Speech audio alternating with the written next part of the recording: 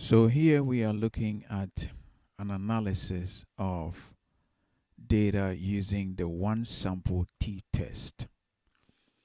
This is pretty easy to do. The hand computation is a little bit more complicated because you need to calculate the standard error of the mean. But with the computer and with either PSPP or SPSS, it's pretty easy.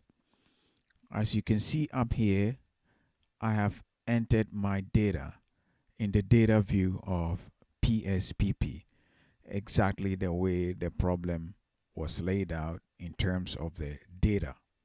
So I've entered 197 for the first person all the way to 234 for the last person. The next thing that you need to do before you analyze is to define your variables. Now, some of you, for some reason, are not defining your variables. Please remember, it is meaningless to see VAR 0001. It means nothing. The computer puts in that variable, but you have to define it so it makes sense. Here I am defining my variable as vocabulary because that's what it is. And the label is, I'm going to type vocabulary of toddlers.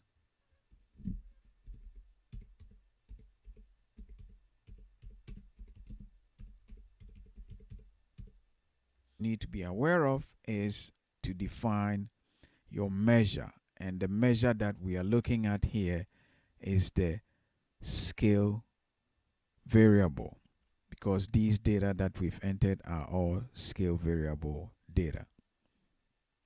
That is what you do with the data entry. Now that you are finished, you go on to straight away analyze your data, and the process is, as you know, we go to analyze, and here we are comparing means.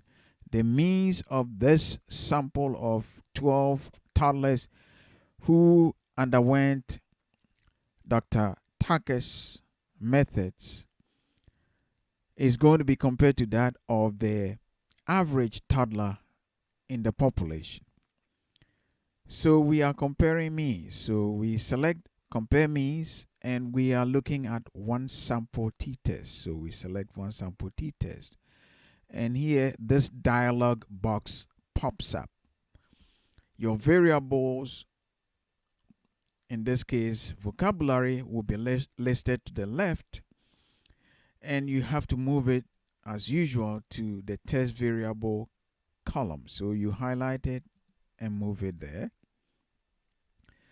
Now beneath here is your test value, and the test value refers to your population mean, which is represented by mu. And in this problem, the average toddler in the US has a vocabulary of 210 words. So that's what we are going to type here in this box. So we click OK. And this is what pops up in terms of our analysis. The t value is 1.52, but the most important place you need to look is here. Of course, at the top here, you see the mean of the sample that we looked at, and it gives you the standard deviation and the standard error of the mean. This is what we computed in order to be able to calculate the t value. So this is the significance of the data that we've got. The t value is 1.52, but it is at the significance of 0.156. Now, as you recall from the earlier lectures that we had, this is what you compare to the conventional alpha level to determine whether this value of 1.52 is statistically significant or not. Now, I have a slide that I'm going to show you to illustrate that. So let's close this out, and let me bring up this one here. It's the same thing. this is the t-value we got. But this is the significance of the t-value. And as you can read from the statement I've put out down here, it says the significance of this t-value is 0.156. That is this figure here under the sig column is 0.156. This number is what is to be compared to the conventional alpha level of 0.05. So I'm comparing this number to the conventional alpha level of 0.05.